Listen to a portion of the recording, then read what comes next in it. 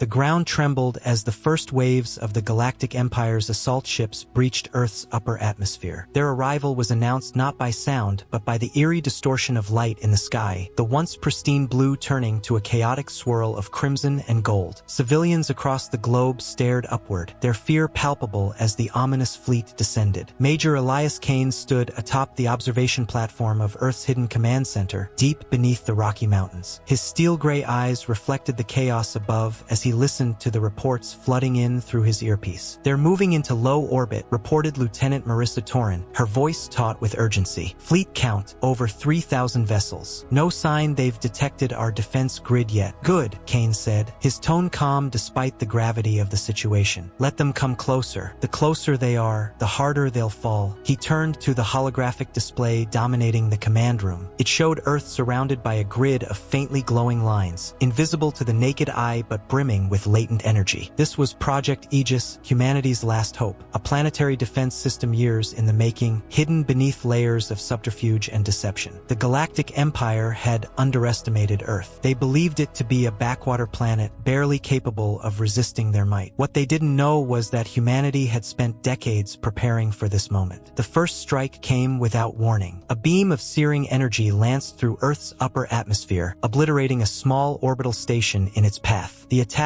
was a declaration of supremacy, a message to Earth that resistance was futile. But Kane wasn't about to let that message go unanswered. "Activate Phase 1, he ordered. Across the globe, hidden installations powered up. In the deserts of Nevada, what appeared to be a derelict airfield erupted with activity as concealed panels slid open, revealing banks of railguns and missile silos. In the depths of the Atlantic Ocean, submarines the size of skyscrapers emerged, their sleek forms bristling with weaponry. And in orbit, satellites that had once seemed dormant came to life, their panels glowing with energy. The response was immediate and devastating. Missiles streaked upward in coordinated waves, their trajectories calculated to intercept the descending fleet. Railguns fired with such force that the air itself seemed to shatter, their projectiles piercing through enemy hulls with ease. Within minutes, the skies above Earth turned into a battlefield. In the heart of the Empire's flagship, Admiral Zarin watched the unfolding chaos with a mixture of shock and fury. The human resistance was supposed to be negligible, a token effort at best. Instead, they were witnessing a level of coordination and firepower that rivaled even the Empire's most advanced fleets. "Admiral," one of his officers stammered, "their defenses are unlike anything we've seen before. They're targeting our weak points with surgical precision." "Impossible," Zarin snarled, his crimson eyes narrowing. No primitive world could have developed this level of technology. But as the battle raged on, it became clear that Zarin had underestimated his enemy. The humans were not fighting with desperation. They were fighting with strategy, using the Empire's arrogance against them. Kane watched the holographic display with an intensity that seemed to silence the chaos around him. Every move the Empire made was countered with precision. When their ships attempted to flank Earth's defenses, automated drones intercepted them. When they tried to bombard key locations, ground-based shield generators absorbed the impact. "They're adapting," Lieutenant Torin said, her voice steady despite the tension. "Their ships are repositioning to exploit gaps in our grid. Let them," Kane replied. "They're walking into Phase 2. At his command, Earth's defense grid shifted. Hidden energy conduits activated, linking the planetary shields with the orbital satellites. The result was a web of energy that ensnared the Empire's ships, trapping them in a kill zone. The final blow came from Earth's moon. From a crater on its surface, a massive energy cannon emerged, its barrel glowing with accumulated power. The shot it fired was unlike anything the galaxy had seen, a concentrated burst of plasma that tore through the Empire's flagship, splitting it in two. The Empire's fleet was in disarray. Ships broke formation, their captains scrambling to regroup, but Earth's forces gave them no respite. Wave after wave of counterattacks decimated the invaders, leaving their once mighty fleet in ruins. Admiral Zarin, now aboard a damaged cruiser, clenched his fists as he watched the battle slip further out of his control. "How is this possible?" he demanded, his voice filled with venom. "It seems humanity was not as weak as we believed," his second-in-command replied, their tone laced with bitter irony. As the last of the Empire's ships retreated, Kane allowed himself a rare moment of satisfaction. The battle had been won, but he knew the war was far from over. Humanity had revealed its hand, and the galaxy would not take that lightly. But as he looked around the command center, at the faces of those who had fought and triumphed, he felt a surge of hope. Earth had proven its strength, not just in its technology but in its its unity and resolve. "This is just the beginning," Kane said, his voice carrying across the room. "We've shown them that Earth is not a target. We're a force to be reckoned with." And as the skies cleared, revealing the stars beyond, humanity stood ready for whatever came next. As the dust settled and the remains of the Empire's shattered fleet drifted into the void, Earth's leaders convened in the secure underground chambers of the Global Defense Council. The room, encased in layers of titanium and reinforced by electromagnetic shielding, was a stark contrast to the chaos that had unfolded mere hours before. Kane stood at the head of the room, his uniform still bearing scorch marks from the battle. Around him, holographic images of world leaders flickered to life, their expressions a mix of relief and grim determination. "We've sent a message," President Elena Carrington of the United Earth Coalition began, her voice resolute. "But make no mistake, this is far from over. The Empire will regroup,